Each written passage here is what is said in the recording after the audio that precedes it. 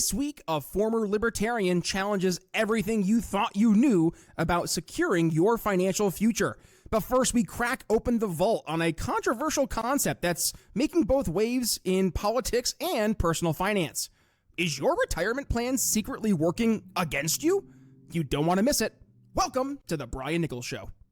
Instead of focusing on winning arguments, we're teaching the basic fundamentals of sales and marketing and how we can use them to win in the world of politics, teaching you how to meet people where they're at on the issues they care about. Welcome to the Brian Nichols Show. Alrighty, and with that, looking forward to today's guest. He is a good friend. He is a longtime guest, and I'm very excited to see what the heck's been going on in his life. Returning to the show, Mark Clair. Welcome back to the Brian Nichols Show. How you doing, buddy? Brian, it's so good to be back here. In fact, it's so good to be, I got to be honest, it's so good to just be on a podcast again. It's been a little while. Yeah, you were the podcasting guy. I mean, Lions of Liberty. I actually invented, most people don't know this, I invented podcasting originally. Yeah, 100%. Like back in what, 1994, was it? Something like that. I did almost, I mean, I can't even claim credit for this, but I did, I wouldn't say I invented Libertarian podcasting. Lou Rockwell had a podcast before me. Tom Woods, I think, officially started a week before me. But I think I invented I'm not even saying this is a good thing, by the way. Anybody can start a podcast, Libertarian podcasting. I think I invented that particular genre. Whether that's a good thing or a bad thing, we can be our own judge. But here you are at your house doing a podcast and doing a fine one, if I do say so myself. And by the way, fast forward when you first started the show back in when 2013. Yeah, wow, it was a baby. 11 years ago. Holy hell! Now think where we are today, Mark. Everybody in their I did not have this beard or the grays that are in it at the time. Yeah, I just shaved my head, so no more grays either. But like, dude, everybody in yeah, ask my wife. But like that seems to be everybody and their mother has a podcast nowadays, and I kind of think back to Libertarian or just shit, dude, like podcasting of yesteryear. It was We Are Libertarians. It was Tom Woods. It was Lions of Liberty. It was Dave Smith, Jason Stapleton. Like those were about it. And now there's like what, 2 or 3 podcasts really that have continued through. You know how much things have changed? Dave Smith first came on my show, Lions of Liberty, to get more exposure for his rapidly growing part of the Problem podcast. So I forgot about that. That's right. Tables, let's say, have been turned a bit, but I'm so happy for Dave. He's kicking ass. He's one of my favorite guests when I had him on, and he's been one of my favorite people that I met through podcasting in general because he's a genuine guy as well. And to see his stardom, I mean, really across not just libertarian circles, but like libertarian, just noted politics, news circles. Dave is one of the leading commentary voices, I would say, on that market. And I think it speaks to, Mark, where we are right now as not just a country, but also as, you know, the greater, I'll just lump you in here, that the podcasting community, right? Like that is the Dave Smith outcome is an approach. I don't know. We would have sat back 11 years ago and said that would be considered success, but in retrospect, that is success. To see Dave now having such a seat at the political conversations that are like literally shaping the way our country's moving, that's a win. From debating Archie Flower to Chris Cuomo, I mean that's a trajectory right there. Archie, and I'm not sure how much of an upgrade Chris Cuomo is, to be honest. Archie was he's formidable in his own way. Let's just put it that way. He sure is. Oh, good. You could say I even got to Dave started down the path of engaging in debates. You could say that. I'm not saying it. You could say it. All the classic debates, though, I mean, they were pretty much all on the Lions of Liberty network. And you were pretty much the guy leading all of them, which, by the way, like, Mark, let's just take a step back again. You doing that during the very transformative moment of the libertarian experiment from, I would say, let's just like encapsulate from, we'll say 2017 to like 2021. I'll just kind of put that together. You were one of the leading voices to help articulate where the libertarian movement was and where it needed to go to have success. Talk to us more about now you get another 5 years in the rearview mirror to look back. Were you right? Were you wrong? Were you somewhere in between? What's kind of your postmortem? Well, I've always been right and wrong, because aren't we all in some? That is the most political answer possible.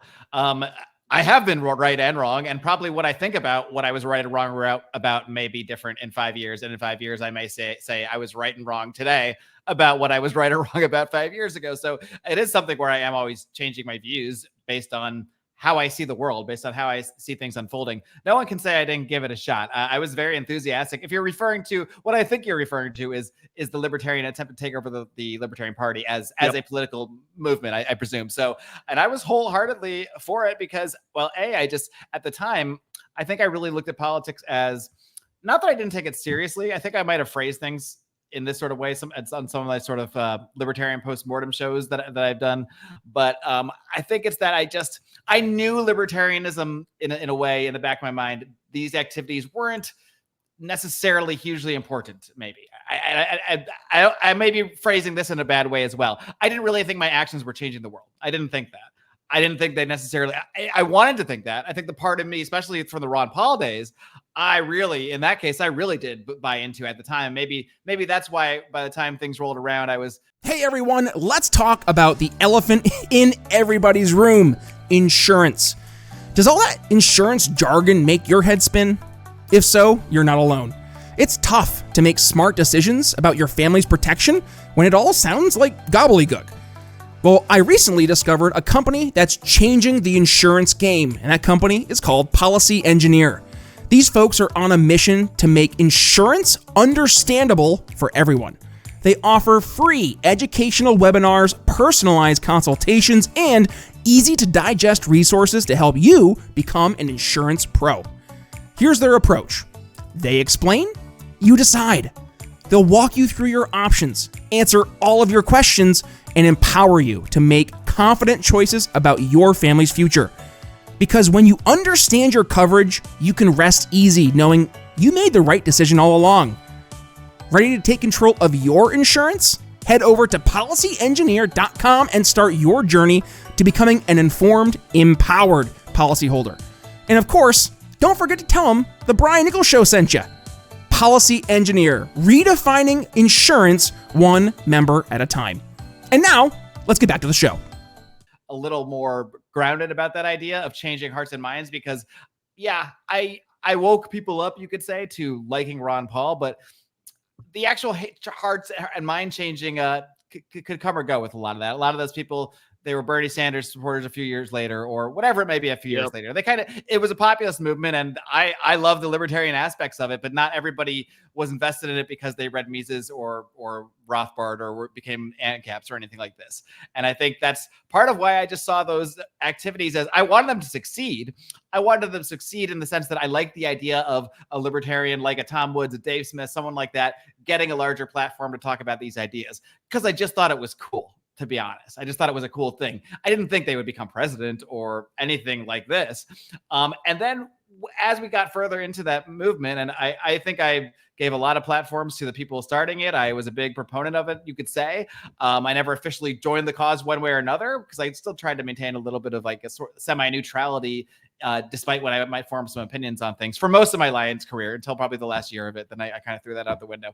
But I just saw, ultimately I saw that attempt, especially after 2020, 2021, especially dealing with a lot of things in my own life we're just at a much higher level than that we're never going to be solved by third-party politics, that we're never even going to be affected by third-party politics unless the goal, as sort of was the idea with Dave being pushed to run, unless was the goal is to just use the idea of running for president to get more attention for someone like a Dave Smith. I think it became very clear to anybody following along, anybody paying attention, including Dave himself, that his own platforms and what he's doing currently is far bigger would do far more for the Libertarian Party, if anything, than the Libertarian Party would do for him, while still having to answer for all the, frankly, weird stuff that goes on in the Libertarian Party. So I think he made the right move. And I think I just saw that, look, more power to you. I made a lot of good friends doing this stuff. I had a lot of great memories that I won't take back. So more power to you if you get value out of third-party politics or changing things. And on the local level, there may very well be instances that you make the right connections in that third-party realm and make some good local change. All for it if that works. But in terms of convincing a bunch of young people who don't have a lot of money to spend a lot of money going to conventions and this sort of thing when they should be focusing on their skills or forming a family, things that I saw a lot differently. It's certainly not how I thought 20 years ago, but as a early 40 something, you could say, man with a wife and child. Now I do see things a lot differently than I did then. So I think, and you can criticize my methods. At times I can be a little gruff around the edges, but I did try to impart some of that to what I really did see as younger versions of myself who were spending a lot of time in the Mises Caucus and doing this sort of thing that I could no longer really support as something I saw as being productive. Well, let's laser focus on that, because what you just articulated, I think, is what we've seen over the past year, especially really hit the liberty movement, Mark. And that is, just because something isn't overtly libertarian from a principled standpoint doesn't mean that, and I'm just going to say anyone should not have an opinion on that, right? So for example, the drag queen story conversation, that's become one of those very hotly debated topics in libertarian circles. And I think you and I are on the same page. Like, I don't think kids should be going to drag queen story hours. Why? Because not a big fan, no. Yeah, no, because let's be real. A drag queen is overtly just a sexualized representation of who you view as yourself, right? And in that mindset, this is where I see libertarians saying, well, what do you care? They should be able to do what they want. That doesn't mean I shouldn't be neglected from being able to actually voice my concerns or voice my perspectives, even if my perspective isn't overtly libertarian. Like, that doesn't mean you shouldn't be able to have an opinion about something just because you're not following to the book. Like, I'm not using government to say this person shouldn't exist. I'm saying, as a concerned citizen, just as much as they're sitting down saying, I'm a drag queen, come read books with me, I'm saying, I'm a parent, fuck no. Like, I'm allowed to say that. And it's not libertarian to say I disagree. But what you're describing, I think, is the problem with trying to look at everything through the lens. I mean, I think it's fine to use the lens, but trying to apply it to every situation in this sort of like logical Misesian way. And I say this because I'm talking to myself from maybe 10 years ago. I could see myself making this argument. This never really came up at the time, but I could see myself making this kind of argument at the time that, well, I don't like this or agree with it, but from a libertarian perspective, the child is basically the property of the kid. You can rationalize it away. Walter Block told me that they're I don't know, and I could rationalize my way into, well, I don't agree with it, but it's okay, so therefore I shouldn't comment on it, or I'm not being a good libertarian, which goes to what you're saying, and that is what you get a lot of once, or even to use an even more straightforward example. I think Dave had some controversies last year or so when maybe it was a couple of years at this point. Time flies now, but he said something about being okay with the police kicking like drug addicts out a homeless guy out of the park. Example. Yes, right. And from the libertarian perspective, the sort of autistic libertarian response anyway is no, state-owned police, state bad, therefore not libertarian, therefore bad person. I mean, it's crazy stuff. But I mean, look, there was a time where I would probably rationalize myself in the same thing, because I think it is. I don't think the ideology I certainly don't think the economics of it, which I do believe is correct and the correct way of looking at things economically. I think it's true, but what it doesn't do is apply to direct. It's not copy and paste onto real life, just like anything. Right. All right. We can use it to inform our opinions about the outcomes we'd like and what we think, there's a million different directions you can go on how the libertarian, especially when I'm talking about Austrian economics, how that can inform your opinions of the world, how you can make different personal decisions, personal financial decisions, business decisions. There's tons of value in it. So I don't want to say there's no value in it, but I think when we try to just cut out a page and plop it on top of some life event, it just doesn't work, because that's not how people think and that's not how people work. And and you can't really wrap every moral concept around the idea of property rights or even around your kid being a property right. Therefore, some other parent can do this thing that is clearly harmful to their child.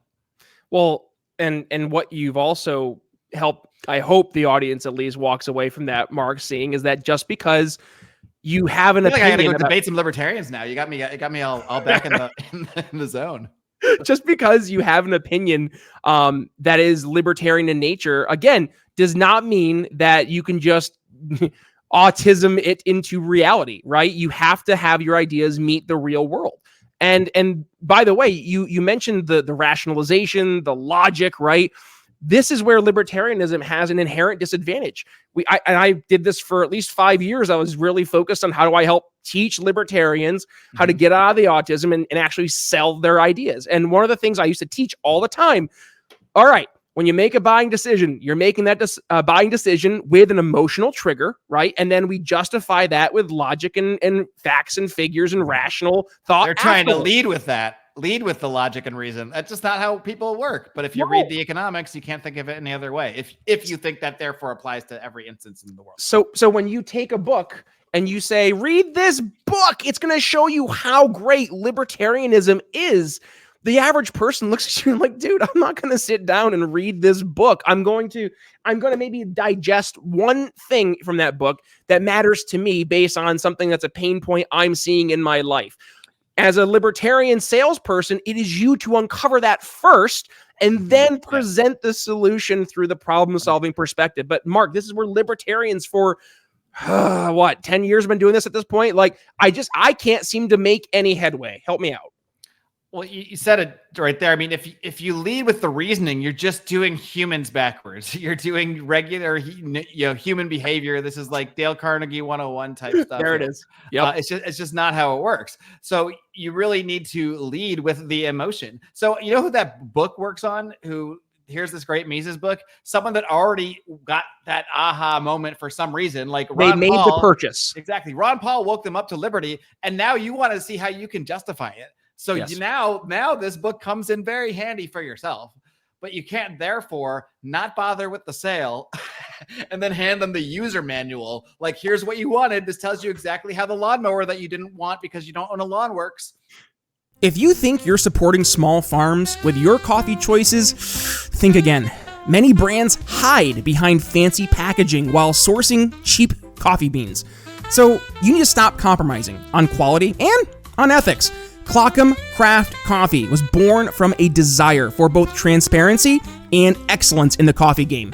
They personally select every bean, ensuring top quality and fair practices.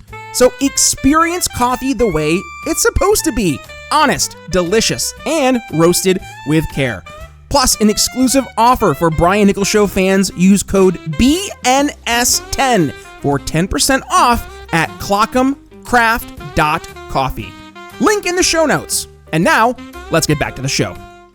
It's the same thing. You're trying to hand them a manual to a product they didn't even want to buy.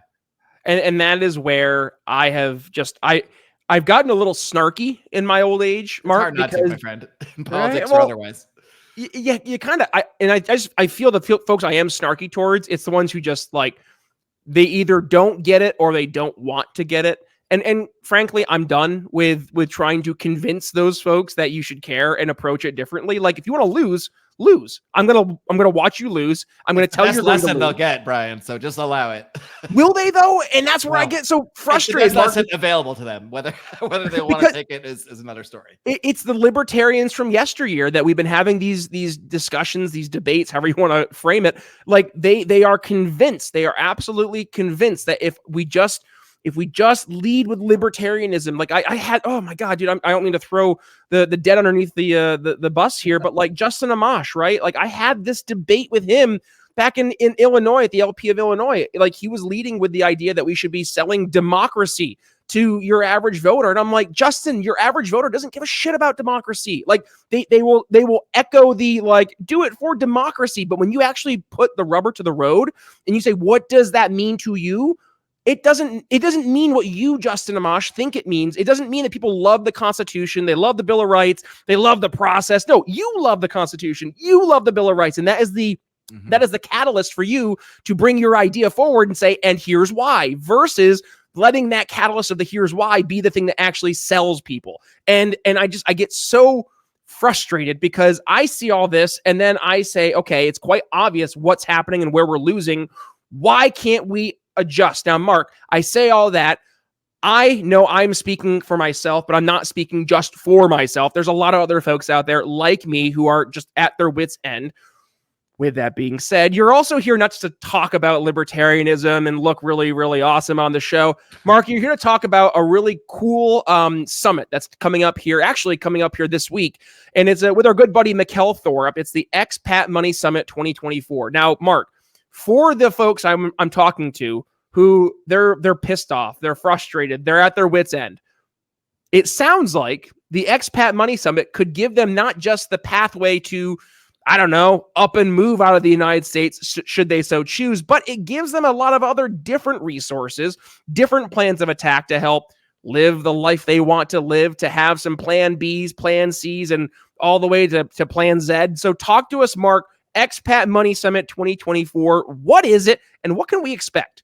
Sure thing. Well, just to go to the expat stuff for a minute, to go back to what we were just talking about, I'm not going to come on here and try to tell everybody to go be an expat and to go live overseas.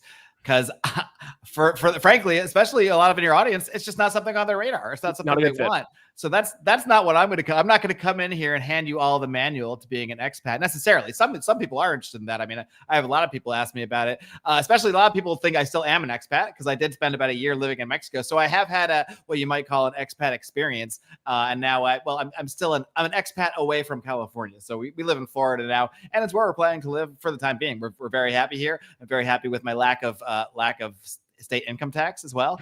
If I could just get that federal tax down to zero, which is something you can do through expat style stuff. But now, for me, I started working with Mikkel maybe 4 or 5 years ago, just on the side. I first met him just like I first met you through being on a podcast together and kind of hitting it off and becoming friends. And so we were friends on and off the podcast. And at some point he just started asking me, and this started happening around the time I was getting ready to leave Los Angeles and my other job. That story's been told in many a podcast. But he knew I was looking to bring some of my income online and start, looking into that sort of thing. So he just sort of reached out to me and said, do you want to help me with my podcast? Because he already knew that I was somewhat interested in the expat stuff myself, just because I had traveled a lot and I just saw a lot of experiences. Oh, being in another country isn't scary. It's fun. Oh, and it's a third of the cost of where I'm from. Oh, wow. There's something to this. So it was already in the back of my mind as a maybe later type thing. Maybe someday. Of course, in my mind then, someday to me was like when I'm old and retired. Now that I've moved the timeline up a little bit. But the summit itself, to answer the question here, it's really for everybody, because it's for anybody who values their own freedom and values taking action to protect their freedom and their liberty. So it is the Expat Money Summit because our company is Expat Money. But all of these steps that people take to put together what we call a Plan B, it's basically your financial as well as your physical and economic backup plan, essentially.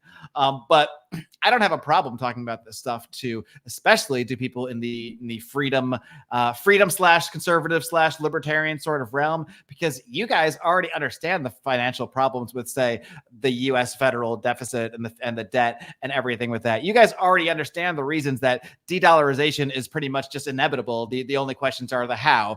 Are we just going to inflate it away? Are other countries going to move away from the dollar? The answer is yes to all of this stuff. Now, I'm not going to come on here and pretend I know these like timelines and things like this, because I don't. Because in 2007, I bought a bunch of gold. Well, rightly so. I'm glad I did. But I did it because I thought next year the dollar was dying. And this is so that's what I thought, because Peter Schiff told me, or what have you. And Peter Schiff was right and is right about a lot of things. But I'm still waiting for that. So I'm not going to say I know that this is, for all I know, these guys can keep this stuff cooking for another few decades somehow. Yeah. But even if they do, gold is still going to go up. International real estate is still going to attain value in certain areas of the world that are benefiting from de-dollarization, that are benefiting from some of these new alliances that are taking shape in the world, like BRICS. And again, this, even just saying something like BRICS, the old libertarians would be like, statist government alliance. I don't care. All right. Because I'm no longer just living in the realm of theory. I'm living in the realm of action. And in the realm of action, you deal with the world as it is and you look at it. I don't like any states. Great. Cool. Who cares? They're not going away tomorrow. So let's look at how the ways they're interacting with each other is affecting the world and affecting our lives. And there are ways that that anybody who, it doesn't matter if you never want to step foot out of the United States, can set themselves up to protect themselves from things like de-dollarization, from out of control inflation, doing so using offshore means. So it's always wise to diversify. I think almost anyone can agree on that. Well, maybe not in all areas, but when we're talking about our finances and our portfolio, I don't think anybody, including my own traditional, I've laid out some of the stuff I want to do to my own sort of traditional finance guys, and they can't argue with it. They're like, yes, that just makes sense. Their specialty is in U.S. stocks, so that's what they deal in, and that's what they're experts on, so that's what they do. But even when I present, here's what I want to do with some of my portfolio. That's a smart idea, is the response I get from my own U.S. stock financial people. So, but we can delve into any of the more of the specific questions. But the summit itself is for everybody because it has some awesome speakers. Even if you don't want to diversify your portfolio and don't do anything with even if you have no money, there's cool speakers there anyway. We have Ron Paul speaking. We have the great Tom Luongo. His podcast has become one of my favorites over the last few years at Gold, Goats, and Guns. Scott Horton is speaking there for the first time. Doug Casey, pretty much the original international man. So there's really tons of really cool headline speakers, and it's entirely free to attend. You can see everything live or up to 24 hours on a free ticket. So there's really no reason not to go over to expatmoneysummit.com, get yourself a free ticket, and pop in and check out some presentations, even if you don't want to protect your wealth or freedom for some reason. And certainly even if you've never given thought to actually living overseas or living in another country. To me, actually moving your family overseas and actually live in another country is almost like a cherry on top that you can take, an option you can take at some point. But it's never not a smart idea to have a backup plan in life. So part of that backup plan for a lot of people is just simply diversifying their finances, getting their money offshore. What a lot of people don't realize, and I mean, almost everybody has some 401k from some old job just sitting around doing nothing. They forgot about it. Maybe they rolled it over from somewhere. What most people don't know is you can take that money, any money that's been rolled over, as long as you're not with your current employer, because that they control until you leave them. Any money that you've rolled over or is sitting in an old 401k, you can roll that into a self-directed IRA, and you can buy international real estate tomorrow. You can buy real estate at prices you never thought were possible because they're still in countries that are developing, but they already produce income because the middle class of those countries are growing. Like we do projects in Brazil. You can buy condos in Brazil that are going to produce income. And I'm not a real estate salesman. I'm just explaining some of the ways you can diversify your portfolio and get into real estate, get money that was formerly only stuck in stock options for a few different, not stock options, but your only options would be a series of mutual funds. Well, you can actually take that money and put it into something else, into something that can gain money for you. So an income producing asset in a country like Brazil, in a country like Paraguay. You can take that money and buy gold offshore. You can do all of this stuff with money you may have forgotten about. So that's like my main mission, is to pretty much inform all the like-minded people that I know that understand these kind of problems and show them what they can do with what they already have and probably don't even realize they can do it. And it's not even that hard. Attention freedom lovers, I am excited to tell you about the new Expat Money Summit that's happening this year from October 7th to October 11th. This is your chance to learn from over 40 experts about crafting your perfect Plan B, from acquiring a second passport to diversifying your finances offshore and investing in international real estate. Headline speakers include Liberty legends like Dr. Ron Paul, Doug Casey, and Scott Horton. And the best part, it's absolutely free to attend. Simply visit expatmoneysummit.com to reserve your complimentary ticket.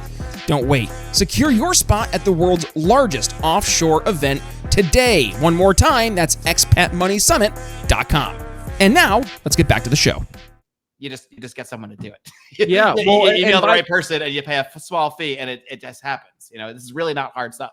And I'm glad that you mentioned this, Mark, as like the second piece of this puzzle, because I think the first piece of the puzzle everybody gets, and we see it all over TikTok, over Instagram Reels, Facebook Reels. Like here's a random girl who's been living in Japan for the past 7 weeks, and here's what she's learned, how much it costs, and it's like, oh, you can go live your life for like 14 cents a day, woohoo! And that's the first piece that people see. And I think they also will shut down the idea of an expat conversation, because in their head, they're like, oh, I can only take advantage of this if I physically am over in this other country. Right. To your point, though, there is so much more to this. And we're just going to use the word expat to, we'll say, put it into the bucket, the lifestyle, right? Or the processes, the thought processes of where to invest your money. And it's not just investing money. It's the plan Bs. It's like, oh, maybe you want to have a revenue stream coming in from a housing complex you've purchased in the middle of nowhere that you never knew as a country that existed, right? And but you can do that with the same tax advantages of your IRA. You can maintain those same tax advantages that you have in your 401k or IRA. So you can lose on any investment, of course, but if you already want to diversify, you can do it within these investments and just move some of your mutual funds or whatever you do. And I think we all know the stock market can't go up forever. It's been going up forever, but even as it goes up forever, inflation is going to go up even faster. So this is not a winning game in the end for most of us, one way or the other. Well, the numbers will go up. Number go up, yes, but value go up, no. No, and that's the thing, right? Is that I think a lot of there's two pieces here. A lot of it is, first, people are just so stuck in this mindset of like, well, this is, again, status quo solution, right? This is the way we're supposed to do it, right? I was told by my father, my father-in-law, my teacher, my professor, like you invest in your 401k, right? Isn't that what we all supposed to do? And then you buy your home. Like there's a process, there's a step-by-step process, Mark. And if you're not following that, you must be doing something wrong. And then the other side of it, there's such a mindset of being risk adverse in America. Like people don't either. No, they do understand the idea of opportunity cost, I think, in certain areas, but maybe time preference. That's where here's our autism from libertarian world coming back into play, right? Like time preference. Let's talk about it. But like for somebody, let's knock on doors and tell old ladies about time preference and see if they'll love it. The way we want. I have a little bit of time left. I prefer to Sonny, I have very little time left. Let's chat. But in all seriousness, like that right there, I think is where we see a lot of the objections is that I don't see the immediate return. I'm afraid to take the step away from what has been presented by the experts, right? Which, we'll talk about the whole expert class versus the normies, go back to COVID. That's a whole separate conversation. But right there, am I on the right path, Mark? Is it just the uncertainty, the fear of not following the easy path? And I use the word easy very loosely, but the chosen path by the betters, I guess. I think there is actually a little bit of, because, even as someone so immersed in the libertarian world, I mean, I've been reading Ron Paul columns since 2000 or 2001. So I've been immersed in this stuff for a long time. And even I have a hard time sort of like making some of these decisions sometimes, or in the past where it's like, I don't know, my dad tells me I should put all my money. And look, there are smart reasons to you should take advantage of the tax benefits of 401ks, the matching of the company's IRAs. These are smart things to do, but most people don't realize that there's more options than just investing in the U.S. stock market. So like the fact is, Mikkel, who I've worked with for years now, he's taken all of his money out of stocks. That's not what I'm recommending. I don't recommend everything. I don't recommend anything because I'm not a financial advisor, so I'm not recommending a darn thing. I can just tell you what I think and what I do. But he takes it all out. He's the same way. He'll just tell you what he's doing. He's taken all of it out of stocks because he sees this all going down one way or the other. So he invests only in real estate in countries that he sees benefiting from de-dollarization, in properties that are producing income already, and this sort of thing. So and of course, a lot of gold and offshore in various locations, as well as he has more residencies and citizenships than fingers on my two hands. So those are all his backup plans. But I think for most people, they're not going to necessarily be seeing that I need to have a bunch of residencies all over the world. I think it's a great idea. I think it's very smart to have a bunch of backup plans. But anybody listening, I don't even try to sell this stuff really, because I'm not trying to convince anybody of the problems of the U.S. debt or why the dollar is going to fall, anything like that. My God, what an uphill battle. When I say convince anybody, I mean like convince your normie, sister who loves Kamala Harris. Like, I don't need to bother with this. This is not what I need to do. What I've done now, and it's really helped that I spent 10 years in podcasting in this world. I'm just talking to the people that I already know, essentially, about the things they already know are the problems and presenting the solution. I'm presenting a solution. Huh. I'm not saying the solution is going to change the way they govern. Now, this is what the main difference is. I used to think the solution is knock on doors, battle through libertarian politics, do whatever you got to do, convince everybody of something so we can change the government. And finally, whatever politicians we get in here, the few good ones, they can fix these problems. And then we can just go about I've given up on that. Not that I've given up because it's just that it's not possible. That's not how things work. That's not how you're going to actually be the most effective. Quite the opposite. What I'm doing and what I'm trying to show other people is, there are solutions to protect yourself from these things. There are solutions to put yourself in the best situation possible. There are ways to make life rafts that you can hop into if you need to. And those life rafts, maybe this is not the best analogy, they're going to make you money even if you don't need to swim in them. People will rent them. Is the way to put this. So there's never no downside. But to me, there's a lot of potential downside in not diversifying out of just one thing called the U.S. stock market. That would be my, not advice. It's just what I do and what I encourage people to think about a lot more. And that's just one of the many things to learn about, again, at the summit, expatmoneysummit.com. Costs nothing to go. It's free. I'm not selling you a darn thing. Just come check it out. $0. Go be an attendee. I can't stress this enough. Mikkel has been able to get a just an amazing group of experts together here to, again, not just talk about how to take the step to get out of the United States and move overseas, but again, all these plan B life rafts, plan B options, all that stuff you're going to be able to learn. And again, it's free. Cannot say that enough. So with that being said, Mark, we are going to go towards the tail end of the episode. And I do have a question for you, my friend, and that is, what's next? What's next for Mark Clair? Because we had Lions of Liberty Mark Clair, then we had Mark Clair Show Mark Clair, we have Expat Money Show Mark Clair. What else is going on there, man? What is next? Well, that's a good question, because if you asked me this 3 years ago, I wouldn't have said this. I was working with Mikkel at the time, but now I'm a lot more involved in the higher levels of his business. I'm a director of content and marketing for Expat Money. So I oversee most aspects of the business at this point, which is part of what's enabled us to grow. Because, this business started technically maybe 7 years ago when it was just Mikkel with business cards offering consultations. Now we employ up to 30 people. Close to 30 people, I should say. And so this is a real business now, but the only way it can be a real business is if Mikkel just does one thing and be a CEO and talk to his clients. That's pretty much what he has to do. So all the stuff he was doing 5 years ago, I'm essentially overseeing now. So that's taken up a lot of my time, and it provides a lot more value both to my family as well as in the grand scale, because I'm actually getting to the grander scale of I've learned to scale a business. So when I first got a first call with him, there was 4 or 5 people on that call. And one of them was his wife, and one of them was my wife, this is I've been in this from the beginning. This is all a long way to say, I don't know what I'm going to be doing. Probably I'm going to be doing a lot of work with Mikkel for a very, very, very long time, because I'm absolutely passionate about this.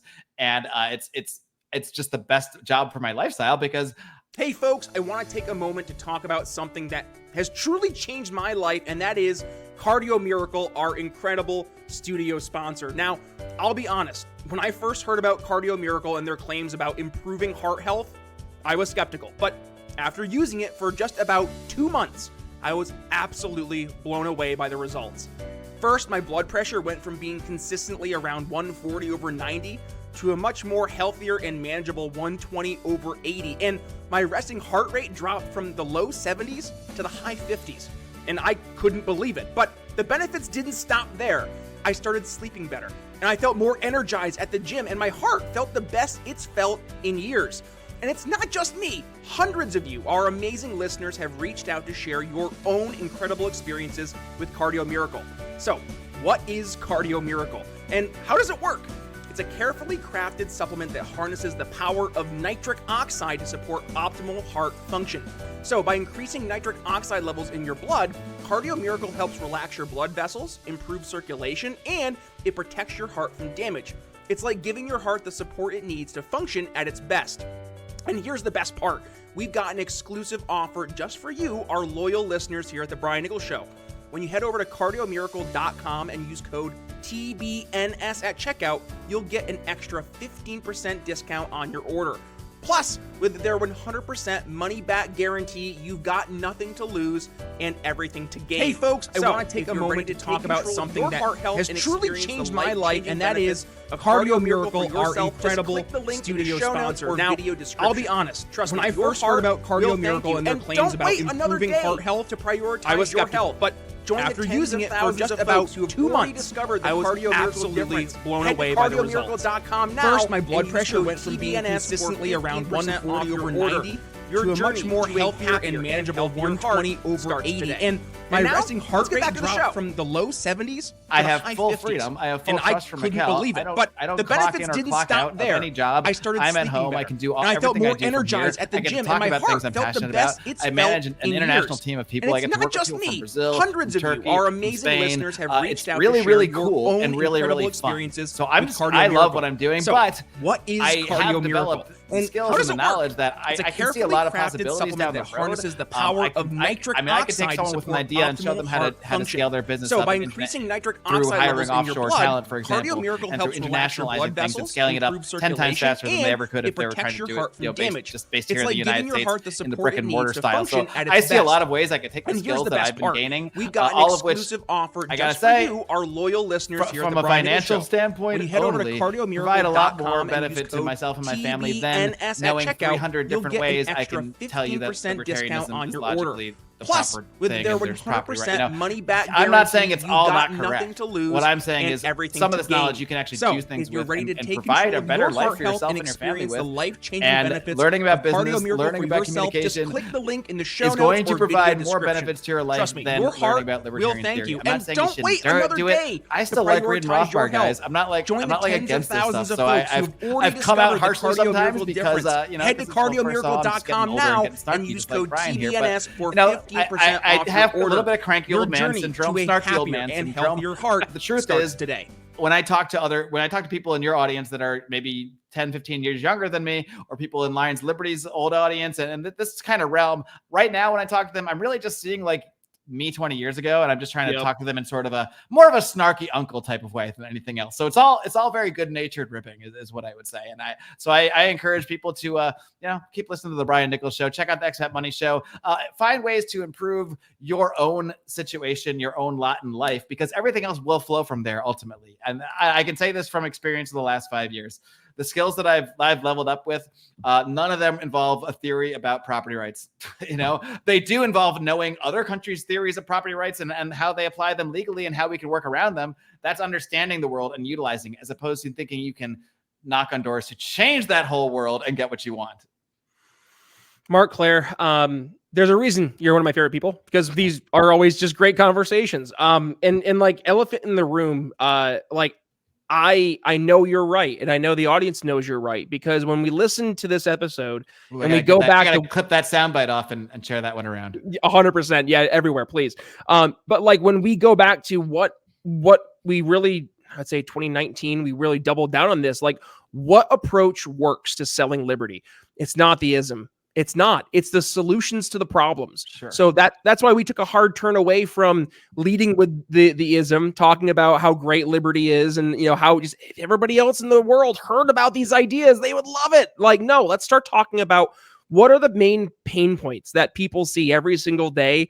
And yes, we know libertarians, I know they're caused by government, but when you're trying to solve a problem for somebody, they don't give a shit about where it came from, how it got there, how long it's going to take. They want to know you can actually fix it. That's the number one thing. Can you fix my problem? Why did so many people move to Florida in the last 4 or 5 years? It's not because the governor of Florida wrote a political manifesto about all of his beliefs and exactly the correct legal theory for things, and then they read it and said, I agree with that, let's move. No, he just did some things that showed them, oh, this is a better place for my family. Boom, that's it.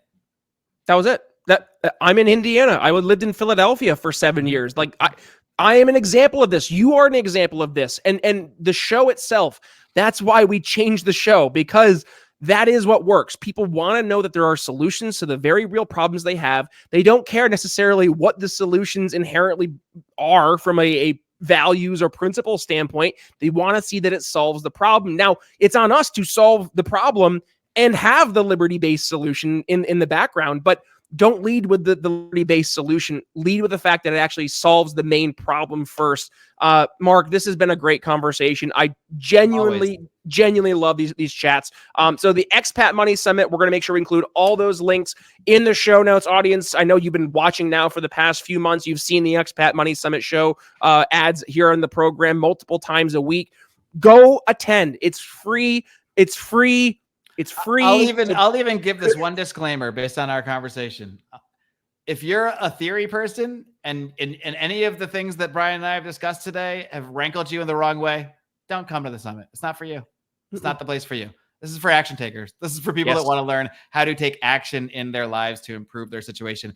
If you are a person like that, I guarantee you're going to get value out of this. You're definitely going to get more than $0 value, a lot more. So come check it out, expatmoneysummit.com. I'll see you there. Alrighty, folks, we're going to go ahead and put a pin in today's conversation right there with our good buddy, Marc Clair, formerly of Lions of Liberty, formerly of the Marc Clair show, or is he? We'll see. He's currently on hiatus. He might come back. He might not. He might keep you on your toes. We'll see what happens. But with that being said, whenever that decision may be, I know for sure that one of the folks that you'll be able to reach out to, Mark, to have a conversation about it is right here on the Brian Nichols Show. So as always, buddy, it's great to have a chat with you, and open door policy for sure here in the show. Again, folks, links are all in the open show door policies. I could show up in the middle of the night. I mean, things could get weird. You never know. I'll end with this real story. I had a customer in the contact center space, and they called me the other day. They're like, "Hey, we have a problem." I'm like, "What's up?"